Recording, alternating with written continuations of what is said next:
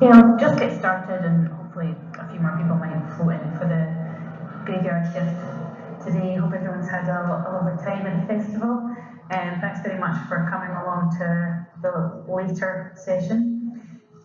I'm a lawyer with Go Vegan World, and one of the things I'm working on is vegan rights. And I'm going to just briefly set out what those rights are, what rights we have as vegans, and how we can use them to try and create positive change. Firstly, though, I just want to address a couple of issues that may be in some people's minds. This has come up when I've spoken about these things before. So the first thing is, if we are advocates for animals, for other animals, why are we talking about human rights? Are we just making things, once again, all about us and centering ourselves? And don't we need to move away from that? And I'd say absolutely we do. What I would say is, this is really how I see vegan rights and how it can be used. So we're only going to see an end to animal exploitation. Animal use will only end when people stop demanding it. So as I see it, we need a critical mass of vegans. And it's only then that the law will change to reflect that moral position, because the law generally reflects morality. When there's a change in how society views a certain practice or approach, the law can then be changed to reflect that. So we need a critical mass of vegans in order to achieve that. Veganism is the rejection of animal exploitation. It's how we say we will not be part of that. The law may say that they're our property, but we don't accept that, and we will not live in that way. So protecting us, protecting vegans, is really ensuring that we're able to live in recognition of animal rights. So by using our human rights, we're really working to achieve animal rights, because veganism is how we recognize their rights. So I would say it's essential to the growth of veganism and ultimately to an end to animal exploitation. And that's how I see it, how it fits in to veganism. The other issue that sometimes comes up is some people have concerns about what they're going to hear when we start to talk about rights and about discrimination and about equality in relation to vegans, because it may seem as though we're about to try and co-opt human rights movements and say that the experiences of vegans are akin to the dreadful experiences of people in certain groups, such as race, class, sex, gender, and so on, who have experienced and still experience terrible state-sponsored violent oppression and discrimination. And the short answer is that that is not what I'm suggesting. Vegans are not a persecuted group. The individual experiences of vegans can be dreadful, and we'll come on to that. But I am not in any way suggesting that the experiences of vegans are akin to the experiences, for example, of persons of colour. And I think it's really important to be express about that, because veganism is about justice, fairness, equality. It's anti-discrimination, anti-prejudice, anti-violence. And for me, it makes no sense to advocate for those things in relation to non-human animals, but not in relation to other humans. And so for me, I believe that vegans should promote human rights alongside animal rights, and that we should take care to learn about human rights issues so that the way we're advocating is not cutting across them, and that also respects and promotes human rights. So we try our best we're constantly learning, but we try our best to do that. Having said all of that, the individual experiences of vegans can be terrible, and Go Vegan Scotland is an advocacy group I volunteer with, and we carried out a survey a couple of years ago to try to find out what are vegans experiencing when they're dependent on others. So these days, for most people, we make our own decisions day to day about what we buy, what we eat, what we wear, and so on. And so it's possible to live vegan. But for some people, that's not the case. So some people don't have a home, don't have a place to prepare food, have to use a food bank. There are all sorts of circumstances where there are limitations on the extent to which people control their own choices. And when we're relying on the government, so for example, when we're in hospital or school or in prison and so on, then we're often dependent on others, and to some extent in our workplaces, in employment. So the examples that came across from that survey, some of the ones that really stood out were vegans going for a number of days in hospital without eating because there just wasn't food for them that was suitable. And obviously, we're not just going to park our moral convictions at the doorway. And there's a misperception that veganism is a diet, so you're in hospital, just suck it up and eat what's available. But of course, that's to misunderstand what veganism really is.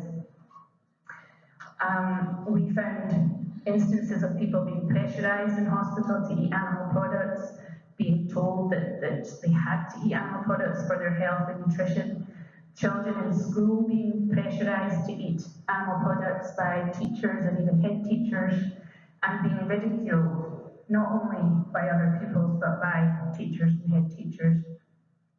And then there were many instances of bullying or harassment at work. So, and we even know of situations where people applying for employment benefit were told they had to apply to work in a slaughterhouse or they would lose their benefit entitlement, even although that's quite clearly in conflict with their convictions. So having that sort of up-to-date information about the experiences of vegans is really important to the work that we're trying to do, and that's why we have a survey underway at the moment. So the one I mentioned was run in Scotland. This one is UK and Ireland wide. And if you haven't filled it in yet and you are vegan, then it would be great if you could do that and if you could share it with any other vegans that you know. It'll be open for a little while longer. And you can find it on either of those links or by Googling Go Vegan World Rights Survey, or if you go to the search button on our website here and you just pop in survey or vegan survey, it will come up that way as well.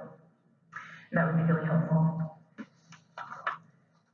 So, what protections do we have as vegans? Well, the first thing to say is there is no law that says that vegans as a class or a group of people have a particular set of legal rights. So vegans are not a recognised minority group or anything like that. So it's not the case that someone comes along and says, hey, I'm vegan, and so they fall into a certain class of people and are allocated certain rights. It just doesn't work like that. The protections that were applied to our thoughts, beliefs, or convictions. So we all have the right to hold and live by our fundamental moral beliefs. And that's really what we're talking about. So veganism, as the recognition that other animals have rights, and as the moral decision to live in recognition of their rights, is a moral philosophy or a moral conviction. Now, I appreciate that some people would describe it differently, but I think that that's generally accepted, and as we'll come on to see, that fits with the relevant human rights language. So the main right we're talking about is the right of freedom of thought, conscience, and belief. The legal text refers to thought, conscience, and religion, but it's very clear from the guidance notes and from court decisions that it applies to secular moral beliefs just as it applies to religion. So they're equal. So that's why I tend to use this instead. I think it's a lot clearer what the protection covers. And this right means that we can believe whatever we like. So no one can interfere with our thoughts or beliefs. So to take an example, we could believe that it's morally acceptable to kill another human for insulting us.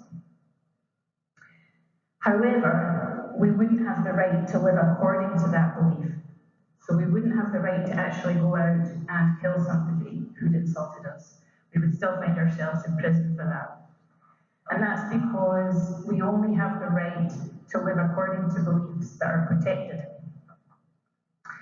Now, the written law doesn't tell us which beliefs are protected, and that's left to the courts to decide. So obviously, you can never write down everything in advance. There's no way you can think through every possible conviction or belief that people in society might have and put them into a list of protected and not protected. So the court's role is really, really very important, and they'll be presented with cases that each have their own facts, and they'll be asked to decide, is this belief or conviction protected or not? And that's what's happened. So the courts have come up with a test, and they've said that for a belief or conviction to be protected, it has to have cogency, seriousness, cohesion, and importance. It has to be sincerely held, so you can't just say suddenly, oh, I'm vegan, if you think that that might benefit you in some way. It has to be worthy of respect in a democratic society and not incompatible with human dignity or the fundamental rights of others. So you can see from that the belief that it's morally acceptable to kill a human for insulting you would fall down on a number of those hurdles, and most pertinently, being in breach of the rights of others. And this is a good thing. So we don't want people with reprehensible beliefs to have the right to live according to those beliefs. So it's good that there are limits. But moral beliefs or convictions that have been found to satisfy the test include things like pacifism. I think that's a very good example of a secular moral belief, and that has been put to this test in court and found to be protected. So you have a right to live according. If you genuinely hold that belief, you have the right to live according to it. Similarly, the more specific belief that is the opposition to military service, that has also been found to satisfy that test. If it's motivated by a serious and insurmountable conflict between the obligation to serve in the army and the person's conscience or their deeply held beliefs. So it all comes down to, what does the individual believe, and does it satisfy the test? So again, it's not a person saying, hey, I'm a pacifist. They have to actually set out what their moral beliefs are. So what about the vegan moral belief or conviction? That it's wrong to use and kill other animals because they are sentient, just like we are. Well, that was considered as far back as 1993, and the European Commission on Human Rights found that the vegan convictions with regard to animal products fall within the protection.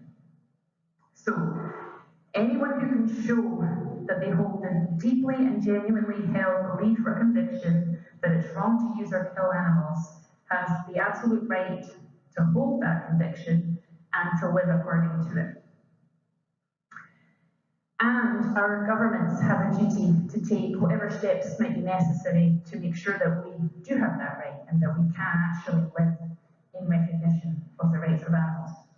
So, in our hospitals, schools, prisons, care homes, any other public entity, councils, parliaments, that duty applies, and they need to be taking steps to make sure that we can live vegan.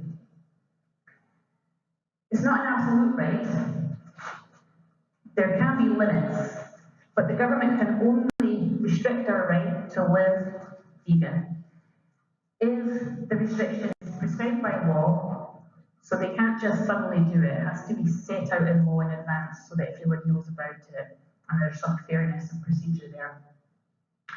If they can show the restriction is necessary to achieve some sort of legitimate aim, and that it's proportionate to that aim. So there isn't a lesser measure that they could have taken that would have had less impact on vegans, for example. So what does that mean in practice? Well, again, the law doesn't set that out because it would be impossible to do that for every scenario, and it's for the court to apply the rules to the specific facts they're presented with. But we do have a helpful case, a case I mentioned earlier, where the European Commission on Human Rights found that veganism was protected.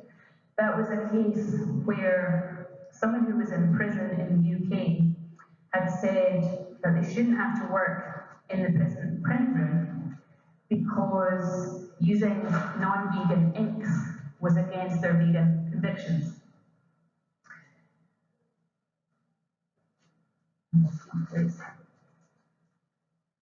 Yeah, so the government had argued in that case that although the prisoner had a protected conviction, so the UK government accepted that, they didn't argue against it, he still had to work in the print room because the work quota was set out in advance, so prescribed in law, and they had the legitimate aim of achieving order within the prison, keeping people occupied and giving them work duties on a fair rota basis.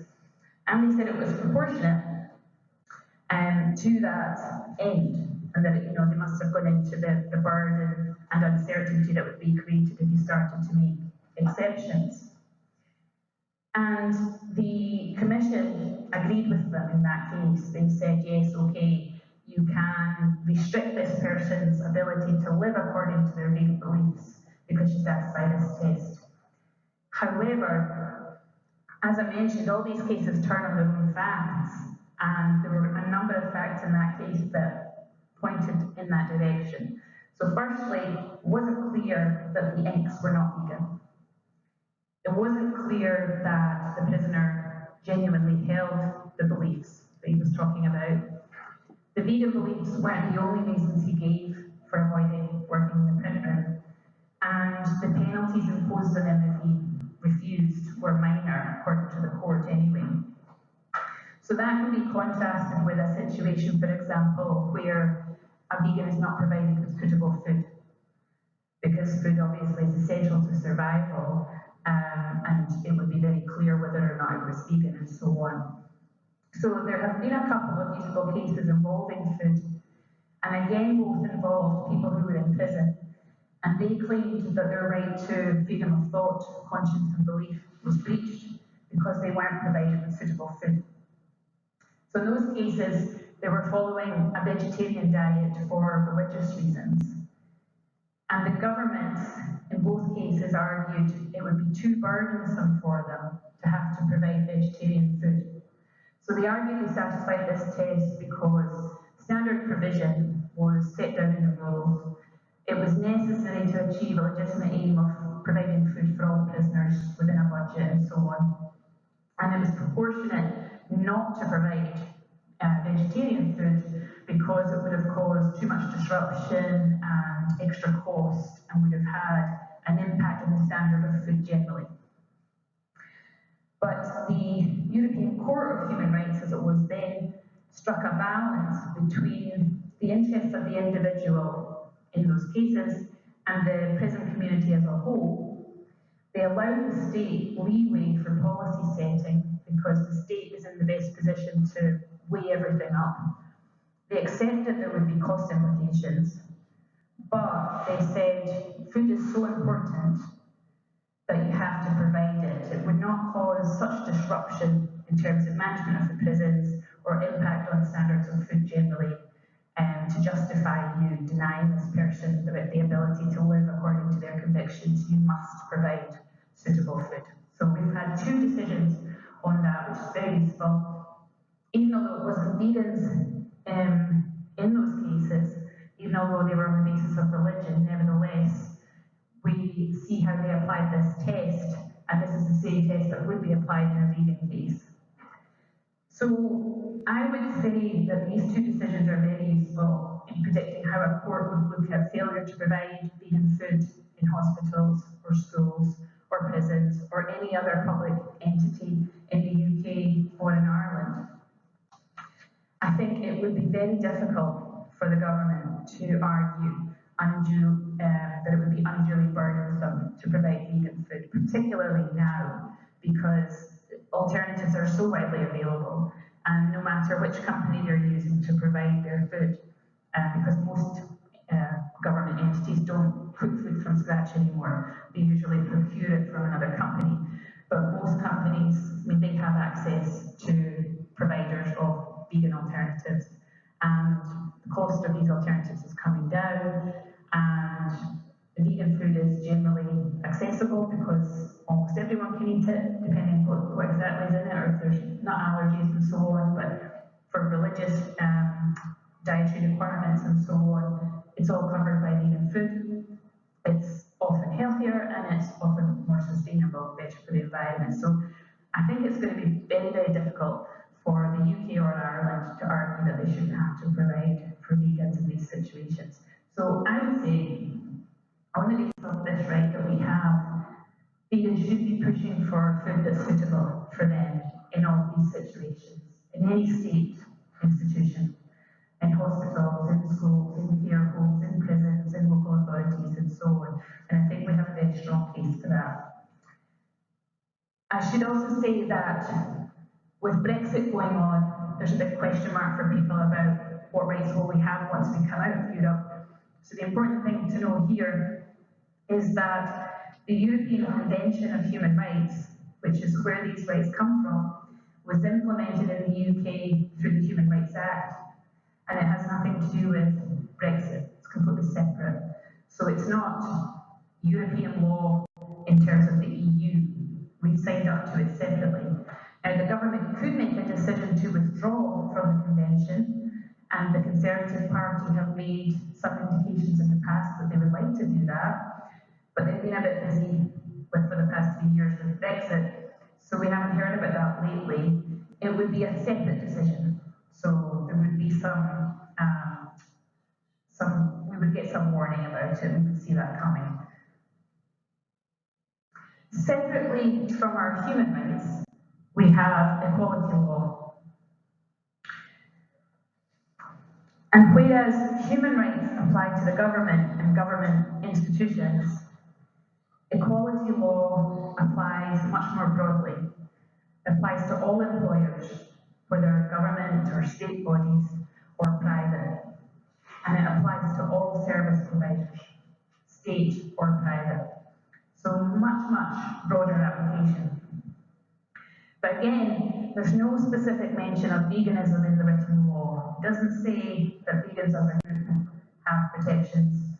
It's again all about protected beliefs, or in this case, philosophy. So equality rules say philosophical beliefs are a protected characteristic under the equality law.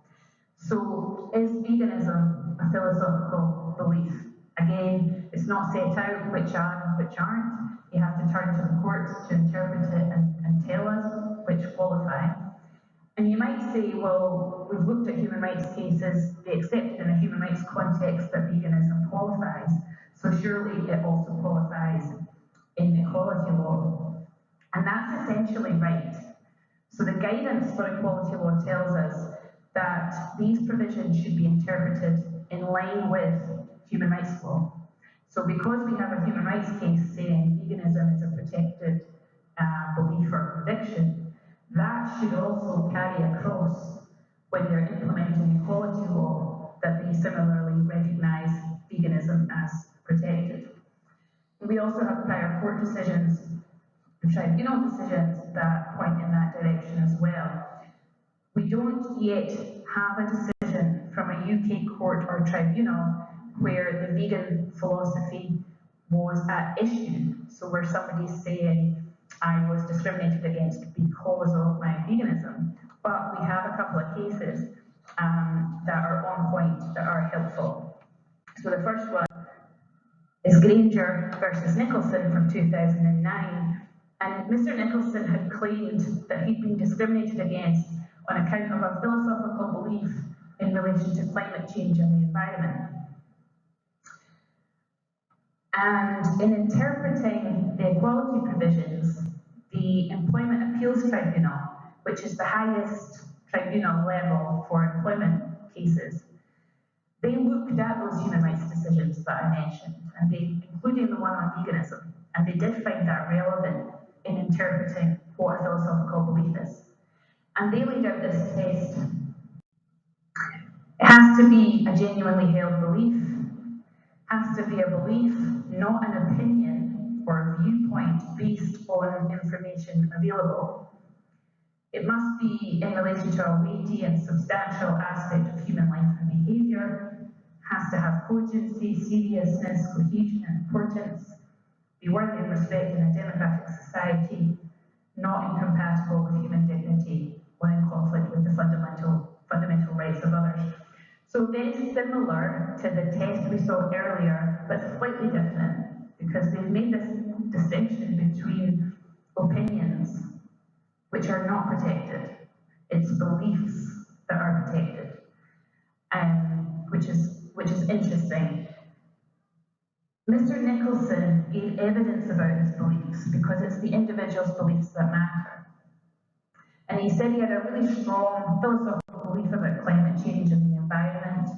He said it wasn't just an opinion, it was a philosophical belief that affected various aspects of his life. And the Employment Appeals Tribunal agreed, and they said, yes, this is a protected philosophical belief.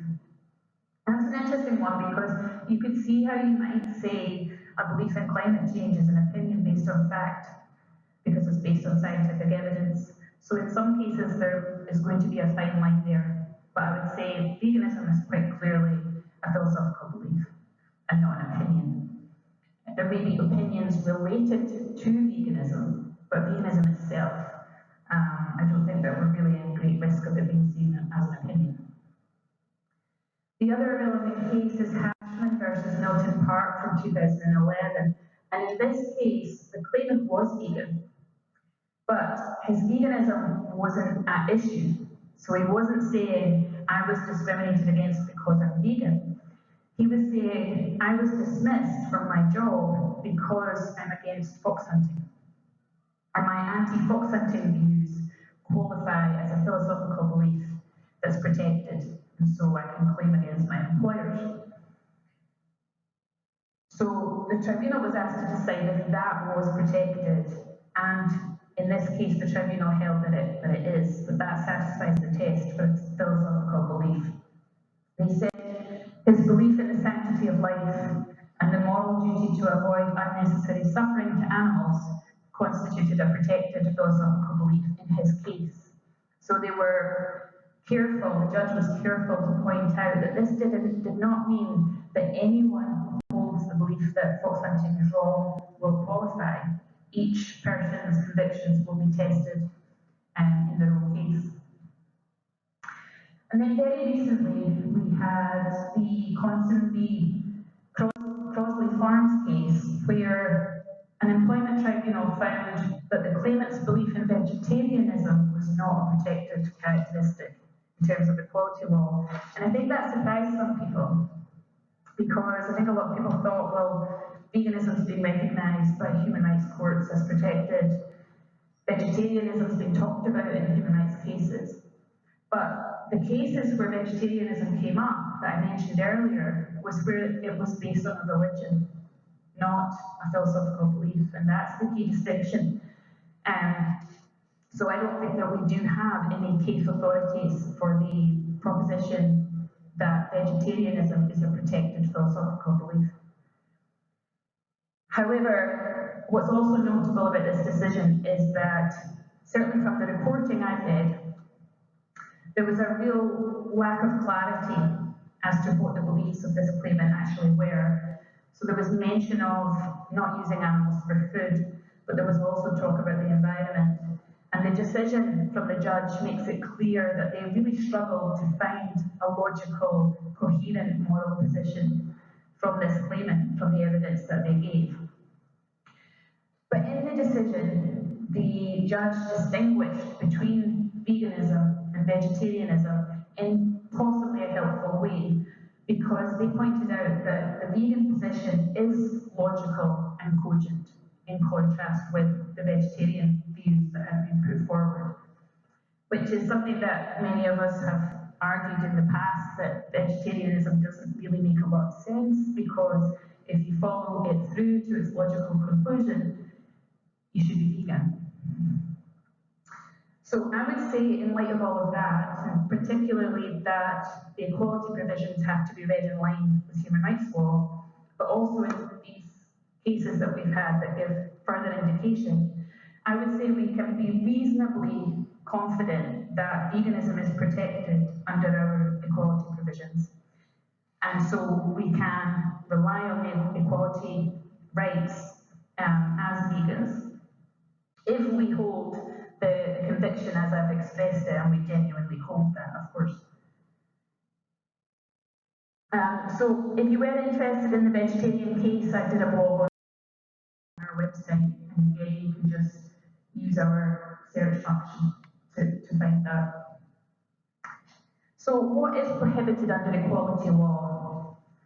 Well, direct discrimination is prohibited, so if vegans are treated less favourably than non-vegans because we're vegan.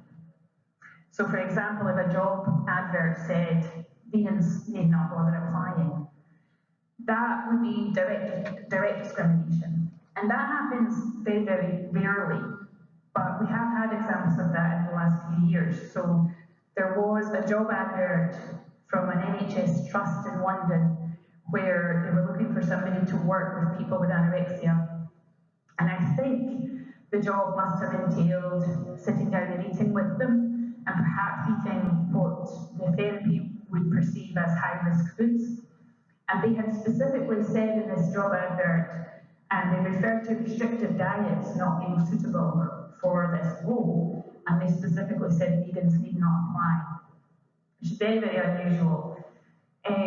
But when myself and others raised this, pointed this out to them, they conceded that this was wrong and this was discrimination and that they should change the ad, and they very quickly did change that ad. Which was interesting because there is an exception for direct discrimination. If you can show it's a genuine requirement of the job, then you can do it, you can make that distinction. So if you could show that a job, it was a genuine requirement of a job that you be non-vegan, then you would be allowed to make that restriction on your ad. But the NHS didn't argue that here, and I don't think they would have been able to justify that, because there are high-risk vegan foods. So you could have the therapist sitting there eating vegan, whether or not the patient was eating vegan. And it's quite difficult, actually, to think of an example of a job where being non-vegan would be a genuine occupational requirement. It's easy to think of jobs vegans would not want to do, or that would be in conflict with their convictions, but that's a different test. Indirect discrimination is also prohibited, so that's where you have what is apparently a neutral policy, but because of the way it's implemented, it impacts on vegans in a way that disadvantages them because of their vegan beliefs. So for example, if an employer puts on free lunch for everyone, but there's nothing suitable for the vegan employee to eat, and they know in advance that there's a vegan employee there, I think it still happens fairly frequently that employers just say tough or bring your own. That's not acceptable, that's indirect discrimination, and that can be challenged. Another example is where the employer has a milk run, and that happens in some smaller offices where employees are told that they have to be on a rota, and when it's their turn, they have to buy cow's milk for everyone, which is obviously against vegan convictions, whether from our own money or not. I don't think it's something that many of us would really want to be doing. So those are examples of what appear to be neutral policies, but that impact on vegans and discriminate indirectly against them. And you can defend against a claim of indirect discrimination if you can show that there's a good reason for the rule. And if a court was asked to assess whether or not the reason given was a good one, they can consider things like health and safety, business costs, the need to make a profit, and efficiency. But it has to be shown to be appropriate and proportional to achieving whatever the aim is. So again, well, our aim is to feed all of our employees, so we just provide this one type of food, and that is within our budget, and it would be too burdensome for us to provide vegan food. Well, it's comparable to the test we looked at before in the present situation, different context, but it amounts to the same thing. Is the employer going to really be able to show that it would be unduly burdensome or disproportionate to provide vegan food? Well, that is becoming increasingly difficult because caterers generally it's quite easy for them to provide vegan food on request. So I think obviously the employer would have a strong case for saying you need to tell us. So you need to tell your employer you're vegan, you need to explain what that means, and you need to even set out the scenarios where that becomes relevant. But once they're on notice, I think it's very difficult for them to justify a failure to provide. So in addition, other things that are prohibited are harassment, which is where it's essentially bullying, creating an intimidating, hostile, degrading, humiliating, or offensive environment, and calling people names or abusing them or whatever. And some people have a higher tolerance for that than others, and it very often depends on the context. And when you're retelling it, it can sound like nothing, but in the situation, actually, it was pretty bad. So what's important there, I think, is that it's not the intention of the person who's doing the harassing that matters. It's the impact. So it doesn't really matter the person says, oh, I was only joking, you know. And finally, victimization is where you tell your employer about the harassment and you're victimized as a result. So there's some sort of penalty imposed on you for raising that as an issue. So, given that we can be reasonably confident that veganism is a protected philosophical belief, I would say that we can press for provision in employment, in hospitals, schools, and prisons, and with service providers, public and private. And it's not only in relation to food, so you can apply the same test in relation to non-food items. So, for example, if an employer has one uniform for everyone, and that uniform contains animal products, then you would be within your rights to ask for a vegan alternative. And it would be for them to try to justify a refusal to provide by showing that it would be unduly burdensome. And so I would say, if you're making a claim like that, make it as difficult as possible for them to show that it's unduly burdensome. So do your research so that you're able to point to the non-leather belt or shoes or whatever. The safety equipment issue is more tricky. That's where you could see that maybe they would have a point. Maybe they'd be able to show that there's a legitimate aim and there is no alternative. But actually, what we're finding is that increasingly there are alternatives to things like safety boots. And I'm also hearing that they are outperforming the animal skin versions. So it's not my specialist area, but it's certainly something that is worth looking into if that's something that's affecting you. So just briefly, another human right to be aware of is the parental right to an education for children. Sorry, just before I move on, I wanted to mention that equality law does come from the EU. So our Equality Act is implementing an EU directive. So if we leave Europe, well, we are leaving Europe, after we leave, what will happen with that European law will be part of whatever arrangement we come to. So we still don't know what that will be. But for example, if we left without any agreement, then EU law would potentially just fall away. And it would be for the government to bring in legislation that would say to what extent we were keeping those rules. And that's one of the things you can see the parties arguing about at the moment, workers' rights and so on, whether or not we will be keeping that. So just wanted to mention that, keep your eye on what happens with Brexit. So the human right of the parental right to education for children that conforms to the parents' philosophical beliefs. This again comes from the Convention on Human Rights, so not affected by Brexit. And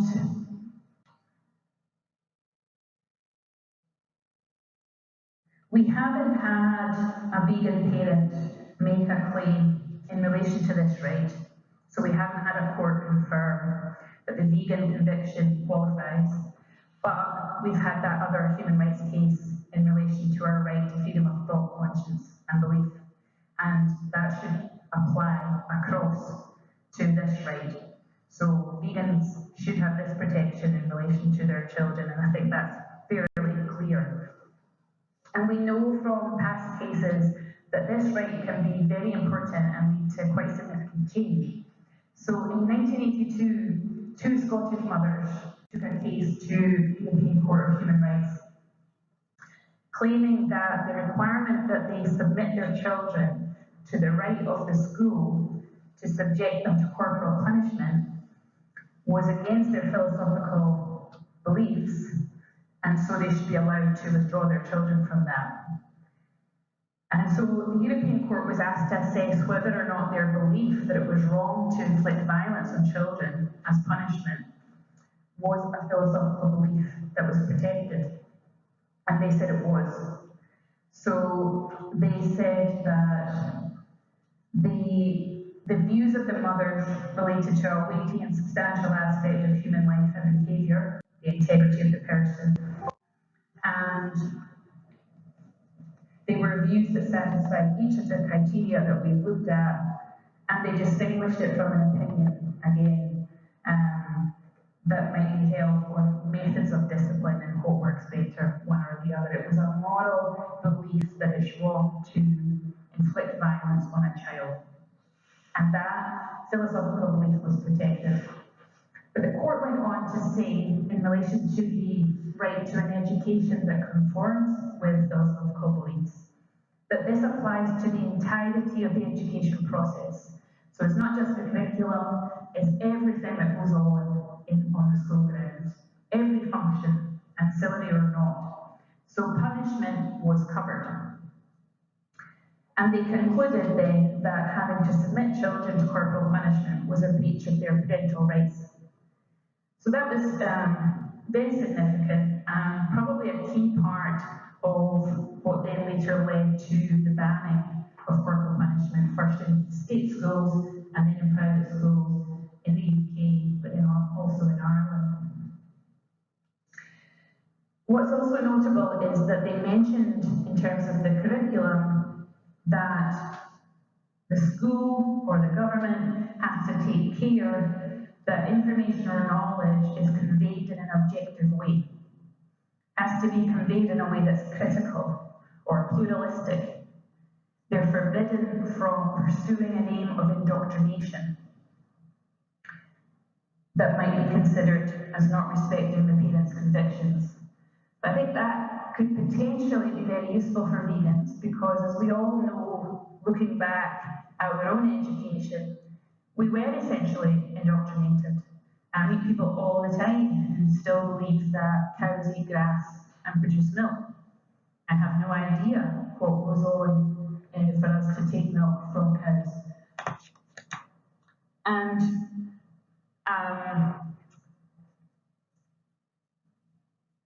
so this could be, I think, a very important right, and I've listed there some of the things that I think vegans could potentially challenge in schools in relation to their children's education. All of this is untested. We've never had a vegan parent claim, so I can't tell you that this will work, but I think it's definitely something that we should be chipping away at. And again, I've got a blog on our website that looks specifically at parental rights and goes into some of this in more detail. So, with reference to our human rights and equality law, we can be pressing for positive change. And we at Go Vegan World, we help with that whenever we can. But there's obviously a limit to what we can do. We're only a couple of people, we only have a limited amount of resources. And so we try and do things like this, where we're giving the information to vegans they can use that, have a greater awareness of their own rights, and when those rights apply, and speak up and try to press for change that will make things better for them, but also for other vegans coming behind them, and that's how we'll drive change. I would say, yeah, this is my blog on parental rights, just helps you if you're looking for it to know that that's the picture. I would say, if at all possible, use all these situations as opportunities for vegan advocacy or education as well, because often situations arise because people don't really understand what veganism is. They assume it's a diet, like I mentioned earlier. They don't really understand that it's a moral conviction that has protection in law. And so using it as an opportunity to lay that out for them and explain that can be very effective. And it can achieve results beyond just securing the provision that you want. It can actually, there are very few instances where we're able to bring the conversation around to the rights of other animals, because people want to avoid that. But when you're talking about vegan rights, you kind of have to make that central, because it's that conviction that's protected. And so they kind of have to listen to us. And that's quite powerful, because oftentimes people manage to avoid that discussion and deflect away to welfarism or whatever. So we have put up some sample letters. So I want to try and give people as much in the way of tools as we can. And these sample letters cover as many of the situations that we can think of that are common for vegans in employment, in hospital, in schools, and so on. And you have to provide your own facts, obviously, but what we've tried to do is just give you the key rights, the key laws that you could then copy and paste and tweak, add your own facts, and get things started by sending that initial letter or email, and trying to get a dialogue going. And again, you can find this just by searching using our search function, but it should also be the first thing that comes up on our website right now, because it's only just being added. I would also go to lengths to talk to them about the practicalities, to help them to see that what you're asking for isn't unduly burdensome. And that involves often hearing from them, where does the food come from, where to procure it from, what are the limitations from that company. I had a really helpful discussion recently. I went into an Edinburgh school. A number of local authority areas in Scotland, not only do they not have vegan options on their daily canteen menus, it's standard in Scotland that there are no vegan options on school menus. There might be a dry baked potato or something if you're lucky. Oftentimes, you're not even allowed to just have the chips, because the healthy eating rules say you have to have the fish with it. So it's very difficult for vegan children, and in some cases, parents have been able to secure provision by talking to the school or nursery, but in a number of cases, the local authorities were literally saying, no, we will not provide, we don't have to provide, veganism is a lifestyle choice. So total misunderstanding of what it is or its status in law. And we've been working for the past couple of years to help parents to secure vegan meals for their children. And that's been successful in every case that we've taken, because we have these rights. And once a lawyer tells them that we have these rights, well, you want to hope that they will face up to that and accept it and realise that if they don't, then they may ultimately be taken to court, which nobody really wants. But in the context of that, with this Edinburgh school, I ended up having a face-to-face meeting with the headmaster, the parent, and the local authority education, the head of education. And that was such a useful meeting, and I could kind of tell that they were expecting something very different, and that they were relieved that the meeting was very respectful, and we were open to hearing about what were the practicalities of providing vegan food. And through that discussion, I think there was an impact not only in terms of whether they'll provide, but also in terms of their own thinking about veganism, because, as I say, I use every one of these situations as an advocacy opportunity. And I never shy away from what veganism really is. And it's kind of easier, I suppose, to mention animal killing when you're saying vegans are against using and killing animals, and that conviction is protected in law. You kind of can't get away from that. And oftentimes that will be, well, what we talked to them about was, instead of just providing for this vegan child, why don't you just put vegan options on the menu every day? Because then they would be available for all the children, and that would give benefits in terms of potentially budget, but certainly health and environment, and schools have objectives on that as well. And so we talked around that quite a lot, and we're still working on that, so I'm hopeful that we might achieve something there, and then if we did, that would be an example we could take to other local authorities. But in all these cases, we've at least secured for the child who was making the claim, or whose parents were making the claim, and then we've gone back to the local authority and said, well, now you've provided for one child, can you confirm you'll provide for any others who requested? And again, in every case, they said yes. So we're making some headway.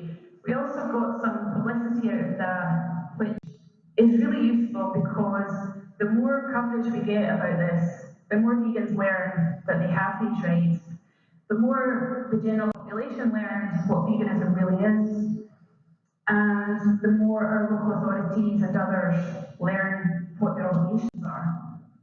So that was very useful. I think when we're talking about bringing vegan options to canteen venues, in schools in particular, I think it's best if we can also go in and give a talk about what veganism is and about animal rights, because there have been instances of schools bringing in plant-based options and then withdrawing them because they haven't been taken up.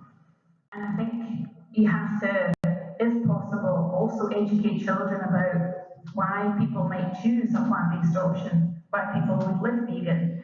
So in the school I mentioned in Edinburgh, I also was invited to go in to speak to three classes about veganism and animal rights at an age-appropriate level.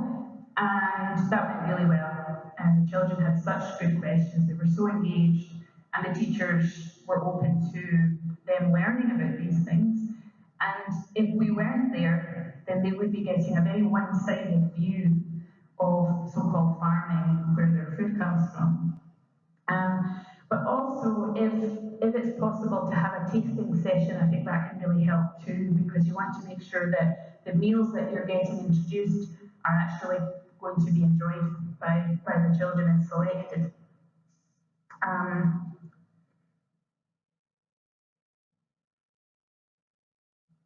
Yeah, if you start off one of these claims and you find you're meeting a brick wall, then you can get in touch. So you can email me, my email will come up, but it's barbara.bolton@goveganworld.com, and I will respond to as many as I possibly can, and we'll get involved in as many as we can.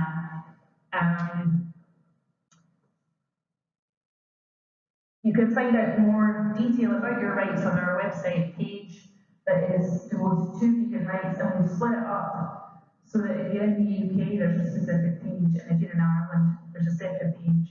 We focus there because I'm only qualified in Scotland and England and Wales, and I know a bit about the position in Ireland, but beyond that, I don't have specific knowledge of French law, for example, but the European vegan rights, that ostensibly applies across Europe, every country that is a member of the convention, but each country interprets it differently and has, to a greater or lesser extent, granted the rights. Yeah, if you can fill in our survey, that would be really useful. Thanks for listening, and I think we have a few minutes for questions.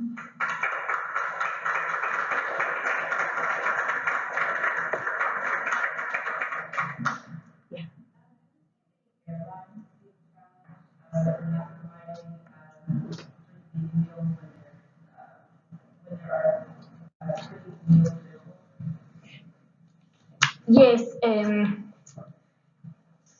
we have challenged Aer Lingus specifically because Go Vegan World is based in Ireland and just happened to be one of the airlines we were aware of.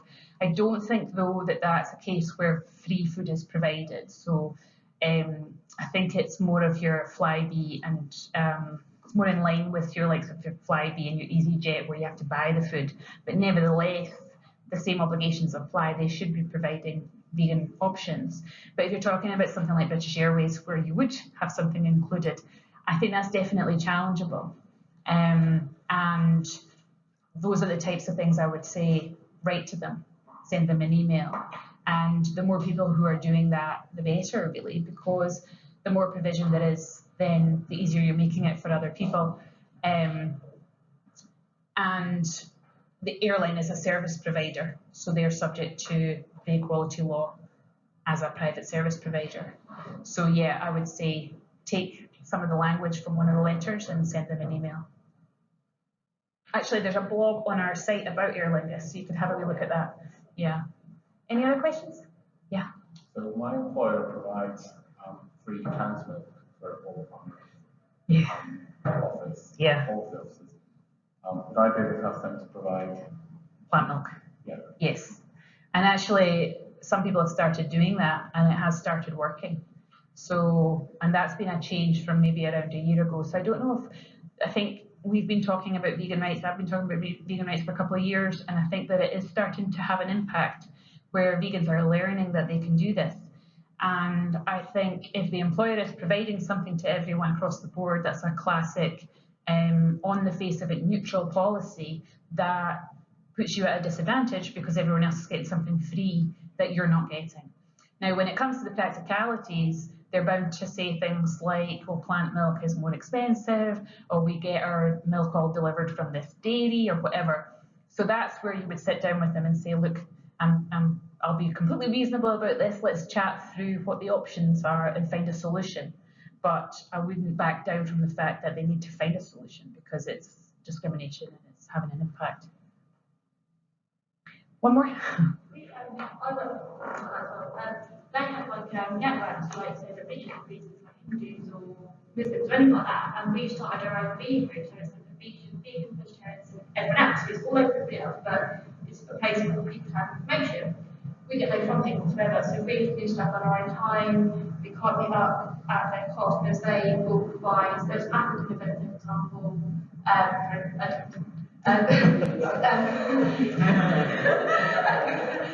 like a couple of weeks ago, and then the food on, and they allow people time then to go, you know, as everyone get together and you know that kind of stuff. Whereas we're not allowed that. But it's not part of our work, but it's the whole like inclusive culture and sort of support everybody. But they won't support us. So within your employment office or whatever, there are certain groups.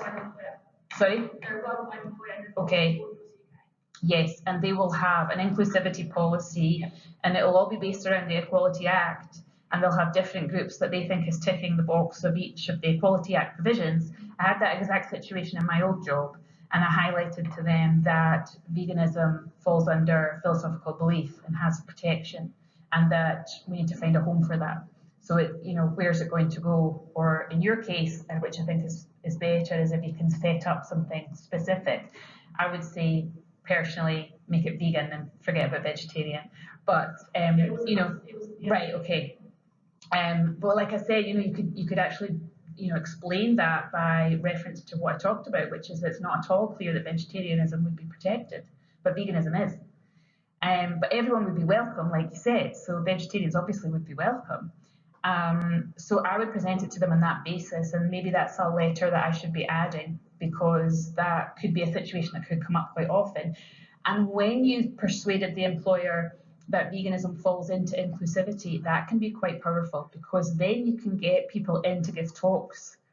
And that's another thing that I'm keen to do, because if you can get access to a whole office of people and explain to them what veganism really is, it's a massive advocacy opportunity. You have people come in and there's one like vegan and that kind of stuff. So like openly, look, we're great, we're doing this, actually, like milk, for example, we love them, do it. And like there's non-vegans, there's non-cow's milk as well. Yeah. But so they'll do it, and look, we're great. Yeah. Actually. Yeah. I think you have to keep chipping away. Like, you know, I was quite high up in this office, so I could do more than your average person, but even at that, you know, they weren't that open to it. So I managed to get them to add vegan options to the vending machine, because when you were stuck there late at night, there was nothing for vegans. So I managed to get them to add naked bars or something.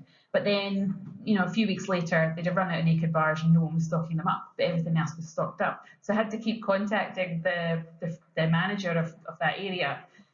And I think you just have to keep at it, you know, in a really, you know, respectful, reasonable way always, but just keep chipping away, you know, because they're not necessarily going to understand. It might come as news to them that we have these rights. They might roll their eyes and be like, oh, really? You know, having some of the ideas that I mentioned right at the start. But I think if we explain it to them and, you know, bring the law to their attention, they'll have to realize that actually it's in their interest to comply with the law. So, and I think eventually that'll start to have a real impact, because what happens, for example, when a company is being sold, due diligence is carried out on that company. So the purchaser wants to know what skeletons are in their cupboard, what laws have they been breaching. And I think if we can get compliance with protected beliefs added to the list of things that are checked, that could start to have an impact. So that anything that you can do, any situations that you come up against in your own life, I would say, if you can, you know, not everyone feels comfortable. Some people are worried about their jobs, and I totally understand that. If you're in an environment where you are comfortable, I would say do it. And if you hit a brick wall, you can contact us for as much support as we're able to give. Sometimes it's helpful even to know you've got some moral support as well. I think I've got to finish up, but if anyone wants to chat to me, I'll be outside. Thank you.